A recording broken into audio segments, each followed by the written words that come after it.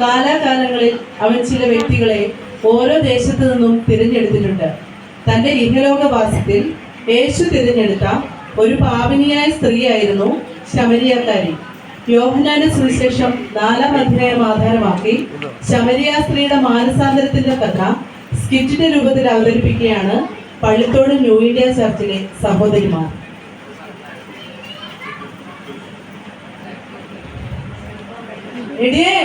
എടി കൊച്ചുമണിയെ, ശോശന്റെ വെള്ളം കോരാൻ വരുന്നുണ്ടോ?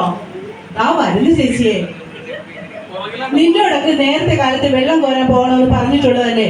ജപ്പാൻ വെള്ളം വരുമെന്ന് കരുതിയിരുന്നാൽ 2 ദിവസം വരും, പിന്നെ ഒരാഴ്ച ഉണ്ടാവില്ല. ജനങ്ങളെ കഷ്ടപ്പെടുത്തുന്ന ഒരു പദ്ധതി. എന്ത് ചെയ്യാനാ ചേച്ചി? ചേട്ടൻ വന്നപ്പോ ചാള കൊണ്ടുവന്നു. അത് വെട്ടി തേച്ച് കറിയാക്കാതെ ഇറങ്ങാൻ പറ്റുമോ? നീ എവിടെ ചാളക്കറിയും കൂടി ചോറ് നിന്നോണ്ടിരുന്നോ? ആ ശമരിയക്കാരി വരുമ്പോ വെള്ളം കോരി വീട്ടിൽ പോകണമെന്ന് ഞാൻ പറഞ്ഞിട്ടില്ലേ? ചേച്ചിക്ക് അവളോട് എന്താ ഇത്ര കുശുമ്പ്? അവള് നല്ല സുന്ദരിയാണല്ലോ, അതിന്റെ കുശുമ്പ. പിന്നെ ഒരു ചൂണ്ടലി. എനിക്ക് അവളെ കാണുന്നത് തന്നെ കലിപ്പ. വൃത്തികെട്ടവള്. എത്ര കോരിയാലും അവൾക്ക് മതിയാവൂല. നമ്മുടെ പിതാവായ യാക്കോബിന്റെ ഊരല്ലേ?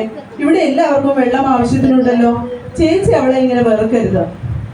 നീ എന്നെ ഗുണദോഷിക്കാനേ ആ തെങ്ങിന്റെ അടിയിലേക്ക് പോകണ്ട. ഇങ്ങോട്ട് മാറി നിൽക്കും. വല്ല തേങ്ങയും നെഞ്ചത്ത് വേണ്ടിട്ട് നീ അനുവിനെ കൊണ്ടുപോയതുപോലെ ഞങ്ങൾ നോക്കി കൊണ്ടുപോകേണ്ടി വരും. ചേച്ചിയെ ദാ അങ്ങോട്ട് നോക്കിക്ക്. ആരാ വരുന്നതെന്ന് കണ്ടോ? ഓ, നമുക്ക് പോകാം. ഇനി ഇവിടെ നിന്നിട്ട് കാര്യമില്ലടേ. വരുന്നുണ്ടടിയേ ചമരിയാക്കാരി.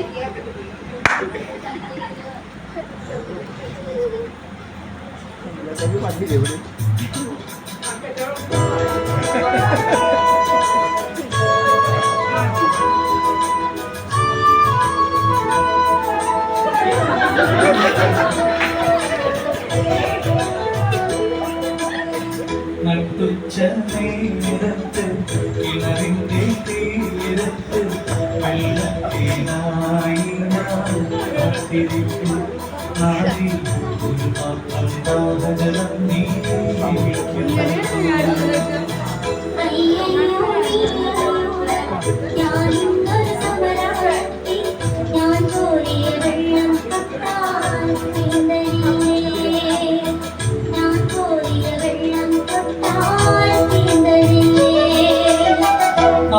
അറിയുന്നില്ലേതും നീ എന്നോട് നീ ചോദിച്ചാൽ ജീവന്റെ ജലം കോരി തരുമല്ലോ ഞാൻ.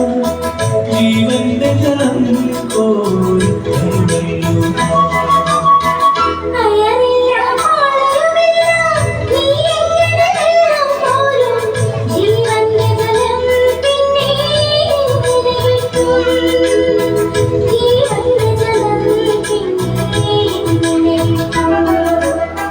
ഞാൻ നൽകും നിത്യജലം നീ വിശ്വാസമെന്ന് കുടിച്ചാൽ നാളെ നിനക്കൊരു നാളും ദാഹിക്കില്ല.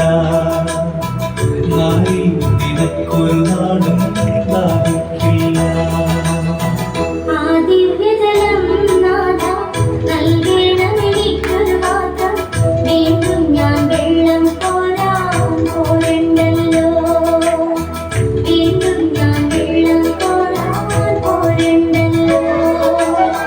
മഹിളെ നീ വീട്ടിൽ പോയി കണവനെയും കൊണ്ടുവരൂ നീ. അപ്പോൾ ഞാൻ കോരി വിളമ്പാം ജീവന്റെ ജലം. അപ്പോൾ ഞാൻ കോരി വിളമ്പാം ജീവന്റെ ജലം.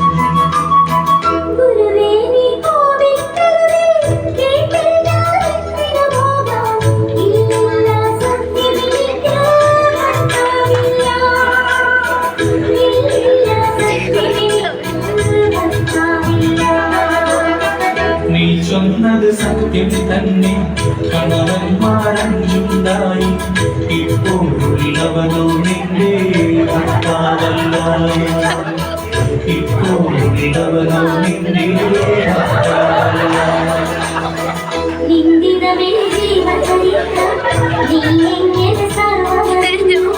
ദൈവകരം തെളിവായി നിന്നെ കാണുന്നു ഞാൻ. ദൈവകരം തെളിവായി നിന്നെ കാണുന്നു ഞാൻ.